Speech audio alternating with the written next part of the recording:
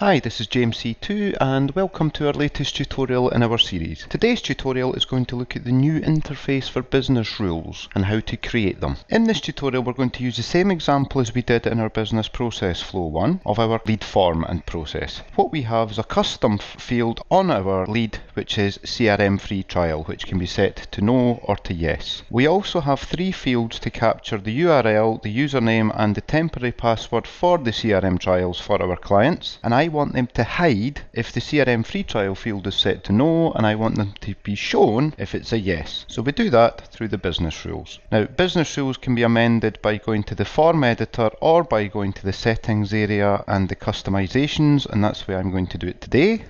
So I navigate to my lead and down to the business rules, and I'm going to create a new one.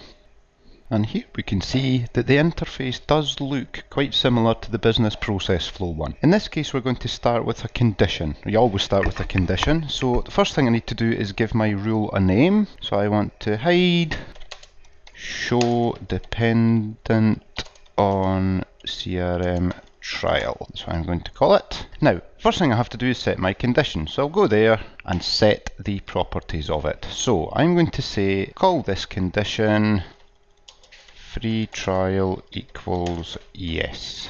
So which entity does this relate to? Well, it's the lead.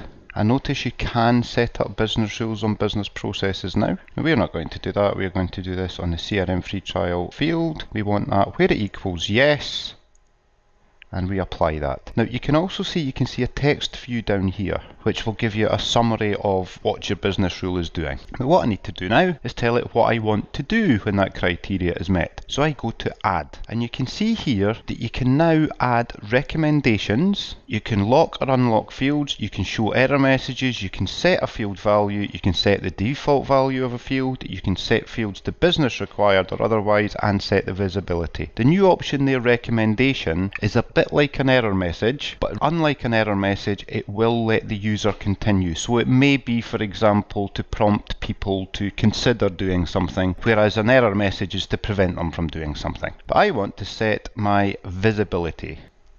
And again, just like the business process flow, it asks, where do you want to put this step? So I'll put it there, set the visibility. So first thing we need to do is say, I want to assign which field it's for first of all. So I'll say that's for the CRM URL. I want to call that, I'll use that for the label as well. So I'll put the display name, I'll just call it the same, CRM URL. We also want to make another field visible. So I'll add that here. Which field is it? Well, this time it's going to be the username. And finally, we want to add one more to show the password. Now at the moment, what we've got set up here is our if-then clause. So if the CRM free trial equals yes, then show these fields. But I want to also add in the else statements. So all I need to do is add a new action, which will be set visibility, but rather than doing it down the path where the criteria for the condition is met, I take it down the other path. So here I'm going to hide the CRM URL. So I find this field, and rather make it visible, I put it to no, and you can continue on this way. One handy little feature that we've found is you can copy these steps. So rather than having to build this next one from scratch, what I'm going to do is copy this one, and when I paste it, asks where I want to put it, I'll put it here, and all I have to quickly do is change this visibility to no. It's quite a time saver if you're doing similar steps. So again, I'm going to do the same with this one. And again, I'm going to copy the visibility one and paste it down here. This time it's hide temp password and no. Now, as well as seeing a graphical overview of my flow, I can also see it represented in text form here. So I can see if the CRM free trial equals yes, show the three fields or hide the three fields. So all I need to do is validate this, make sure it's working, and then save. Now, if I activate that and go back to our form, we can see this in action.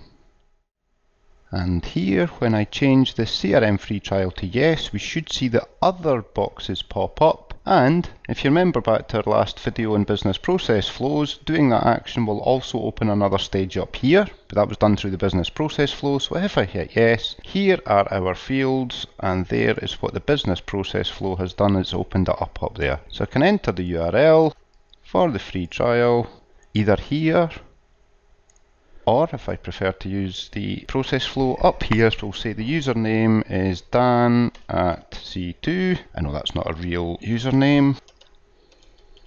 And the password we'll just say is 1234, and there we go, there is our field. Now if I change that to no, they disappear again. So that's the business rules. Hopefully you found that useful. If you enjoyed the video, please do give us a like, follow us on YouTube, and if you've got any questions or any queries, please don't hesitate to get in touch. Thanks for watching.